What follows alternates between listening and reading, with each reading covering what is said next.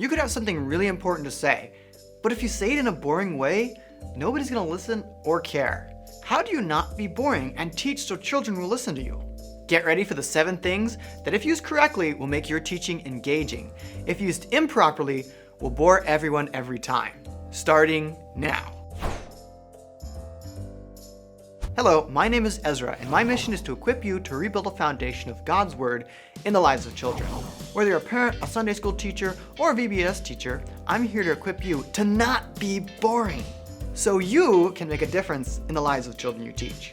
In this video, we're going to look at what makes a boring teacher and how can we avoid being boring so you can have the biggest impact on those you influence. First, have you ever had a boring teacher? More than likely.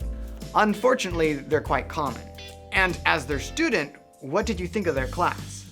What did you learn from their class? When someone is boring, students have a hard time staying focused. And because it's so boring, learning doesn't usually take place. And this is even worse if you're teaching kids. Being boring will ruin the opportunity you have to make an impact on their students. And if you're teaching the Bible, which is God's Word, why are you making it boring? The Bible is life-changing, and it should not be taught with boredom.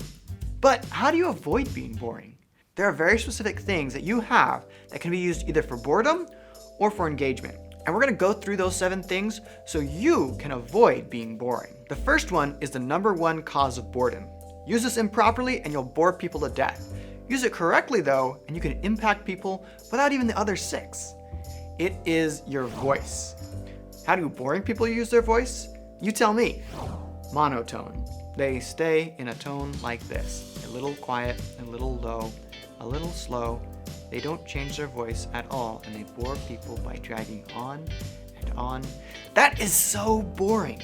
But now, you have full control over your voice, so you don't have to speak in monotone. You can change your voice. Talk high, talk low, talk fast, talk slow, talk loud, or talk soft. Use your voice to communicate.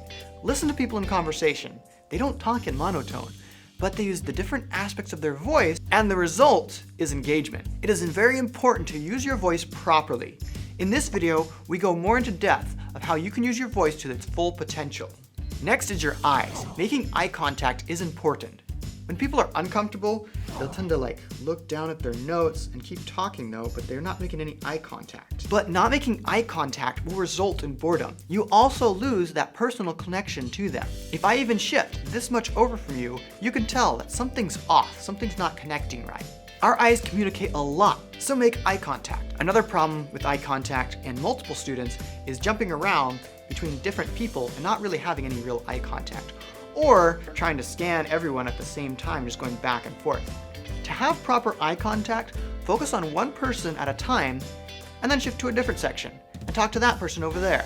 Then shift over here to another person, and so on. Even with multiple students, this results in a feeling that you're making eye contact with all of them. #1 voice, #2 eyes, #3 is your face. What are your facial expressions? If you look bored, the children you're teaching will also probably be bored. Use emotion in your facial expressions. This is really important in storytelling. Get into the emotion of what's happening. You could say, and they were really angry. Boring. Or you could say, and they were really angry. Use your face to increase the emotion. Next is the use of your arms with gestures. The boring area is right here, making really big points. And this is really important. What? This is where people feel comfortable with their gestures, but it's boring. You want to catch attention? Make big gestures. This is really important. Reach out, reach up, even out to them. Use your hands to communicate. So #1 voice, #2 eyes, #3 face, and #4 gestures. Now before we go on the next 3, if you're getting value out of this video, let me know by hitting that like button. That tells me which videos you would like to see. Also, if you want more videos just like this, be sure to hit that subscribe button and the bell icon so you'll be notified with each new video. Now, let's get back into it. Next is your movement. Boring teachers will stay behind the podium, holding on for dear life and not moving. You're not chained to that spot. Move around. Change spots every once in a while. The whole teaching area is yours to move around in. Even go down between them if possible. Use the whole area to teach in and don't just stay in one spot. #6 is energy. If you as the teacher have low energy, your students are going to have even lower energy. Low energy equals a dead class. Put energy in what you're doing. There are times when you're teaching when you may be tired, but for the sake of impacting your children, pour yourself into it. Keep things happening. Use your gestures, use your movement, go all in. Number 7 is keeping things engaging with visuals. Visuals can be props, pictures, hand motions, anything that's outside of yourself. This gives kids multiple things to look at. Not only will this make your teaching more engaging, but you can also solidify your teaching by using visuals. I actually have one more bonus tip to keep from being boring, but before we get to that, question of the day, if you've ever had a really engaging teacher, what did they do to keep your attention? Let me know down in the comments. My bonus tip for you is to break the script. So whatever normally happens, change it.